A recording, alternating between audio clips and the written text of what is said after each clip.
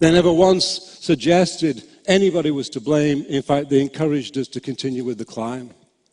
And despite some concerns about whether this was the right thing to do, we decided we would, in fact, give it one more try.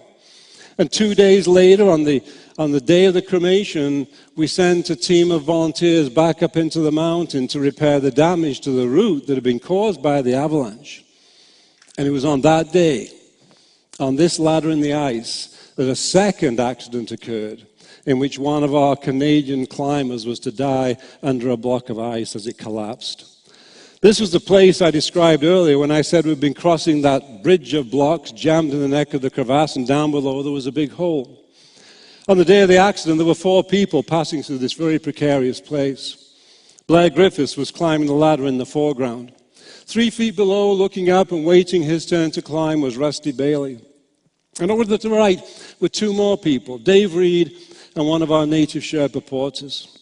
There was 4 people in this very precarious spot when at the worst possible time, that pressure in the ice that must have been building up for days released. The whole section leapt forward. The bottom literally dropped out of the world of these men. And tragically, Blair, who was on the ladder, was crushed and killed instantly by a huge block of ice that rolled on top of him. 3 feet below, Rusty Bailey saw that happen right in front of his eyes. But he was untouched. And as the ice slid into the hole, he was able to jump from block to block and stay on top of the debris. But Dave Reed, who was over on the right-hand side, wasn't so lucky because he lost his balance. He said later he fell head first down a roller coaster, down to the bowels of this big blue hole. But he said when he hit the bottom, he was upright. He found himself with his feet tangled up in the climbing rope. His left arm was wedged against the crevasse wall. He was quickly buried up to his neck by all the debris that fell on top of him. His head was free, his right arm was free, but apart from that, he said he couldn't move. He told us later, as he looked around him to see how he might escape, he was amazed to see a red hat lying in the snow nearby. We all had the same kind of hats, so he assumed that hat was his. He wanted to keep the heat in his body as long as he could in this cold place. And he reached over with his hand to pick up the hat, to put it on his head. As he lifted the hat out of the snow, he said he was amazed to see some black hair in the snow where the hat had been. And he realized for the first time his companion was buried right up to the top of his head in the snow.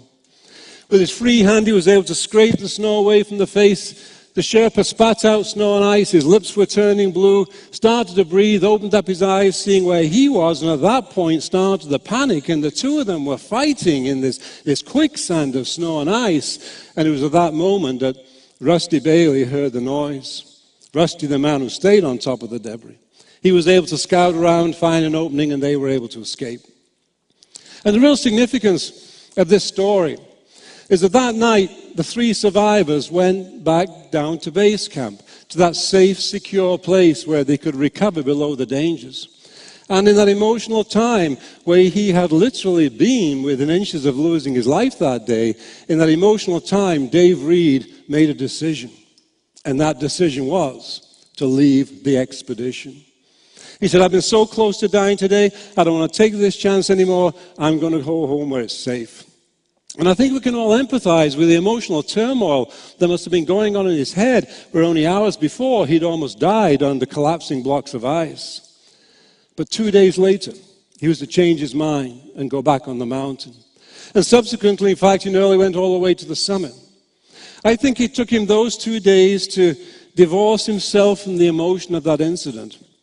I think it took him those 2 days to dig deeply within his soul, to find the resources to recommit. And in fact, he later told me that the single most important factor in his decision to go back on the mountain was the realization, he said, after thinking about it for some time, that his father would have expected him to go back in the face of this adversity. This 35-year-old man went back on this mountain because he realized his father would have expected him to do so.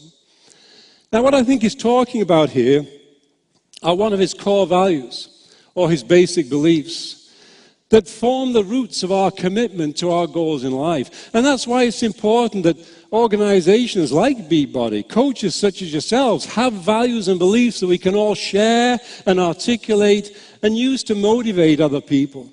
Because that's where our commitment comes from. And if we don't understand those values and we don't understand those beliefs, we can never find the resources to recommit in the face of difficulty that we will all face as we move forward in the future.